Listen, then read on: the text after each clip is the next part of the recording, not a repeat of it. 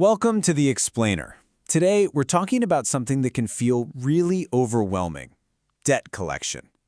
We're going to break down how you can fight back, understand your rights, and really take control of your financial future. So, you get that call from a debt collector, or maybe even worse, you get a court summons in the mail, and you get that sinking feeling right in the pit of your stomach. You start thinking, is this it? Do I just have to pay? Do I even have a chance? Well, I'm here to tell you the answer is absolutely yes, and we're going to show you how. Now, here's a stat that is it's shocking. The vast majority of these debt collection lawsuits are lost by the consumer automatically. Not because of some big courtroom showdown, no. It's because the person being sued, they just don't respond. They do nothing. And that inaction is what costs them the fight before it even begins. So here's our game plan for today. First, we're going to look at the biggest trap you need to avoid. Then, we'll pull back the curtain on the debt industry's biggest secret and its greatest weakness. After that, I'll show you exactly how to use that secret against them. And finally, we'll see how this all plays out with a real-life example. Okay, let's dive right in. Section 1, the default judgment trap. Seriously, ignoring a lawsuit is the single biggest and most costly mistake you can possibly make.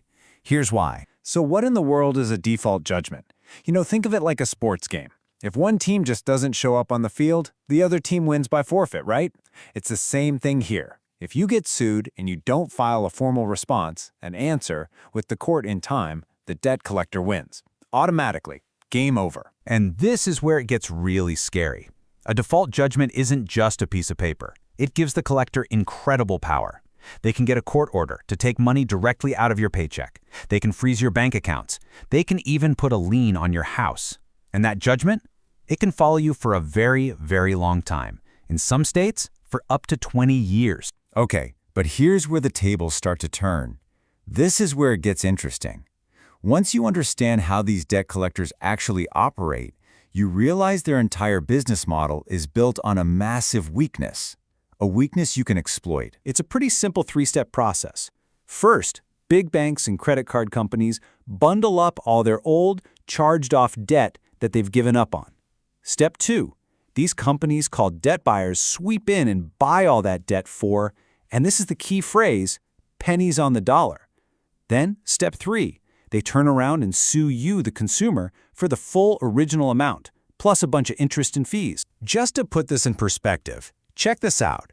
A debt buyer could pay as little as $50 for a $5,000 debt. Think about that profit margin. It's astronomical. And that's exactly why their whole strategy is to file as many lawsuits as possible, because they're just playing a numbers game. They're betting you won't show up to fight. And this right here is their Achilles heel. This is their critical weakness. When they buy these debts, they're not getting a big file cabinet full of your original paperwork. No way.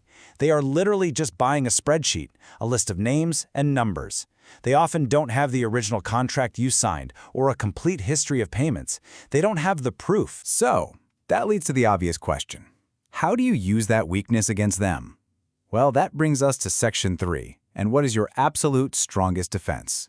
Making them prove it. It all hinges on a core legal idea called the burden of proof. All this means is that the company suing you, the plaintiff, has the job, the legal duty, to prove with actual evidence that their claims are true. It is not your job to prove you don't owe the money. It's their job to prove you do. So just remember this one simple idea. The burden of proof is on them, not on you. But, and this is the most important part of this whole explainer, this only kicks in if you actually respond to the lawsuit, if you show up and demand that they provide that proof. If you stay quiet, they win by default, and they never have to prove a single thing. Okay, so you might be thinking, this sounds good in theory, but does this actually work? The answer is 1,000% yes. Let's walk through a quick story that shows just how powerful this strategy is. So here's a classic case. A person gets sued for an $8,000 credit card debt. They're terrified, they want to just ignore it. But instead, they file an answer with the court. They formally demand proof. And what happens? Well, when the collector had to actually show their cards, they couldn't find the original signed credit card agreement. On top of that, it turned out the debt was so old it was past the statute of limitations. And the result? The judge threw the entire case out, dismissed. So what's the moral of the story here? It's simple. Never, ever assume the debt collector has an open and shut winning case. They often have a very weak hand, and their entire strategy is based on bluffing, hoping you'll be too scared to call them on it. The second you fight back, their whole case can just crumble. So it really all boils down to this. The whole industry, their whole business model, is counting on you not to fight. They are betting everything on your silence, on your fear, on your inaction. So, now that you know their secret, the only question left is, what are you going to do about it?